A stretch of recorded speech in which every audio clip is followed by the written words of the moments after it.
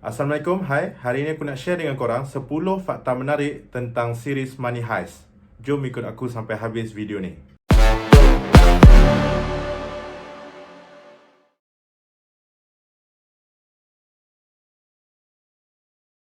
Kalau korang nak tahu, peminat-peminat Money Heist ni bukan saja di kalangan penonton biasa, tapi pemain bola pun ramai yang minat Money Heist ni. Contoh yang paling dekat adalah pemain bola sepak pasukan PSG iaitu Neymar. Kalau korang ingat lagi dekat part 3, Neymar ada muncul sebagai watak cameo. Kalau korang nak tahu, Neymar sendiri yang call production Money Heist ni untuk muncul dalam series Money Heist ni. So, ni dah membuktikan yang Money Heist ni bukan saja ditonton oleh orang biasa, tapi ditonton juga oleh selebriti-selebriti. Antara selain Neymar, Stephen King, seorang pelakon popular dulu juga peminat series Money Heist. Ramai peminat yang tak percaya yang itu adalah Neymar, tapi realitinya memang Neymar muncul sebagai watak cameo dalam filem tu.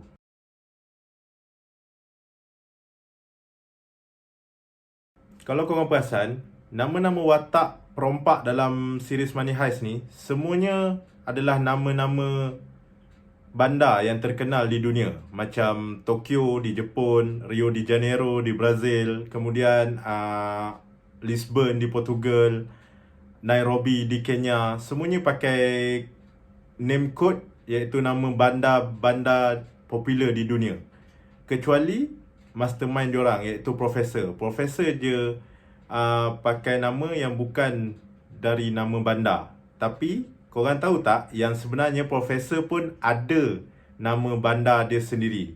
Ramai yang tak tahu, Profesor pun ada nama kod dia sendiri iaitu Vatican. Vatican ni adalah sebuah bandar yang terletak di Itali. Dan Vatican ni sebuah bandar yang penuh misteri dan penuh dengan ilmu pengetahuan. So, sesuai dengan watak yang dibawakan oleh Profesor yang penuh misteri dan penuh dengan ilmu untuk merompak. Dan lagi satu fakta menarik tentang Profesor. Profesor ni tak rabun sebenarnya, tapi lama juga masa dia ambil untuk sesuaikan diri untuk pakai spek.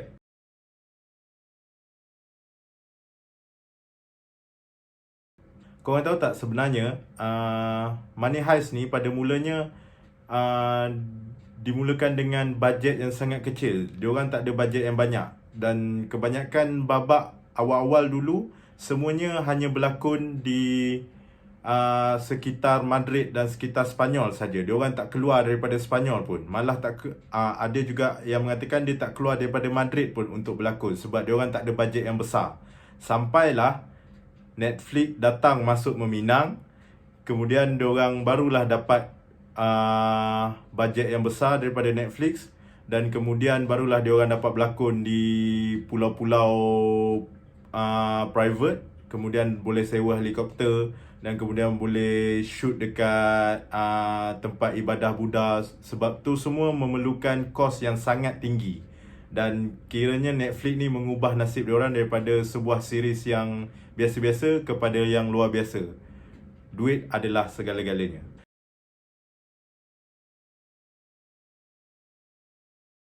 Kalau korang dah lama ikuti series Money Heist ni, mesti korang perasan yang topeng diorang tu kan.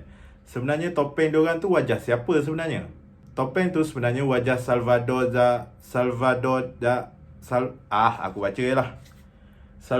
Domingo Felipe Jacinto Dali I Dominic. Salvador ni seorang artis dekat Spanyol. Seorang artis surrealist. Aku tak tahu surrealist ni apa. Aku dah try cari kat Google tapi tak jumpa. Salvador ni juga dikenali sebagai Salvador Dali.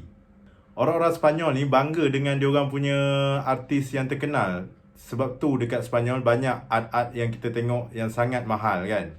Dan reka-reka bentuk bangunan dia pun sangat-sangat cantik dan bersejarah. So Money Heist pun guna Salvador Dali ni untuk jadikan topeng muka diorang, untuk sebagai satu penghargaan untuk Salvador Dali dan menarik perhatian penonton-penonton untuk menghargai lagi jasa dan karya seni Salvador Dali.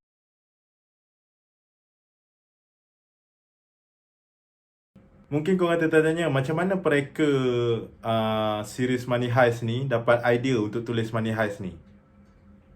Sebenarnya permulaan dia sangat-sangat simple je.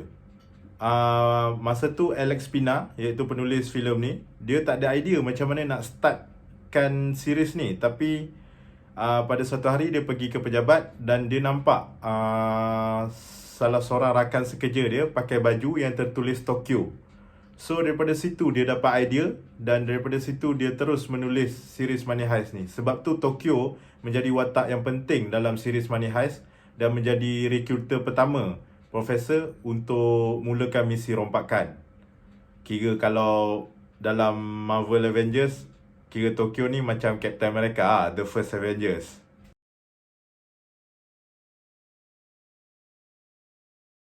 Kalau korang ingat lagi, rompakan pertama diorang di Royal Mint of Spain, iaitu sebuah bangunan yang dimiliki oleh kerajaan negara Sepanyol. Tapi sebenarnya pihak production tak dapat kebenaran untuk shoot di lokasi yang sebenar, iaitu di Royal Mint of Spain tu, sebab ada sebab tertentu lah. Dan antara sebab utama dia, sebab itu adalah bangunan kerajaan. So mungkin diorang tak nak ambil risiko kalau ada apa-apa yang rosak ke dekat bangunan tu kan. Tapi muncullah dekat Sepanyol ni banyak bangunan yang rekaan dia hampir-hampir sama. So Money Heist dapat kebenaran untuk shoot di Spanish National Research Council. Korang boleh Google sendiri, memang hampir sama dengan Royal Mint of Spain.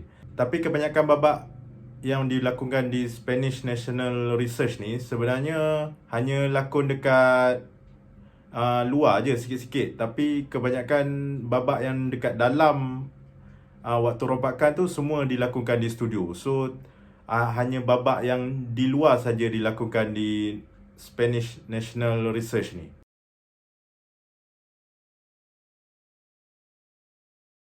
Mesti korang tertanya kan macam mana Alex Pina boleh dapat tajuk La Casa de Papel ni. Tapi korang nak tahu tak yang La Casa de Papel ni bukanlah tajuk pertama yang diorang pilih.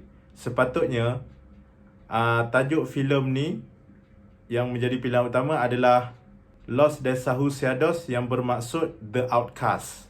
Tapi bincang punya bincang, akhirnya La Casa de Papel juga yang menjadi pilihan sebab rompakan pertama diorang di Royal Mint of Spain tu memang mencuri duit dan memang tempat tu adalah tempat untuk mencetak duit.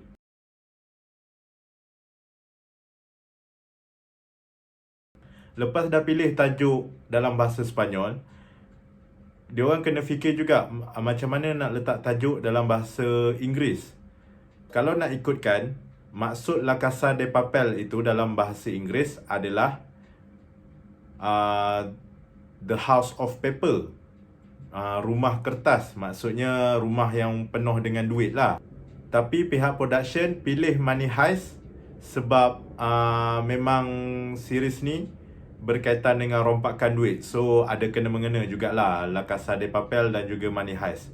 Tapi ada juga penonton yang salah sangka, yang mengatakan La Casa de Papel dan juga Money Heist ni adalah series yang berbeza. Tapi korang jangan fikir macam tu, sebab dua-dua ni adalah siri yang sama, jangan risau. Apa yang ditayangkan di Sepanyol, itulah yang ditayangkan di seluruh dunia.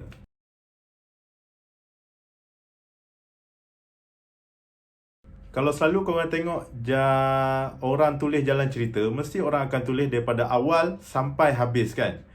Tapi berbeza dengan Money Heist ni, penulis dia tulis jalan cerita tak habis. Dia tulis bila babak tu betul-betul nak dirakamkan, baru dia buat jalan cerita tu.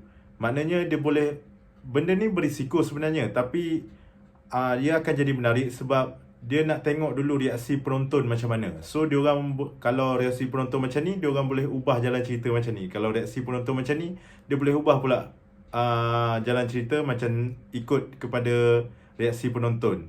So dekat situ sangat berisiko, tapi boleh jadi jalan cerita yang menarik ikut reaksi penonton sendiri.